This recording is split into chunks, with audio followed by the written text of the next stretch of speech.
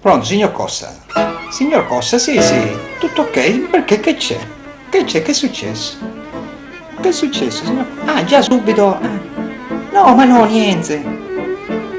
Sì, sì, sì, no. No, no, no, non ho abbandonato la nave, no, no, sono qui a 100 metri. Perché sono caduto, sono scivolato mentre, diciamo, andavo a fare il soccorritore. Sono scivolato nella scialuppa, sì, sì, che poi, guarda qua, ho scoperto proprio adesso che è intestata a me, sì, a mia insaputa, me l'hanno intestata, non lo so chi è stato. No, no, ma non ho abbandonato la nave. Ma che c'è? Ma che scherzo, un comandante come me. Sì, sono andato a prendere i panini ai soccorritori. Sì, sì, sì, i panini, sì, volevano i panini, ragazzi, allora.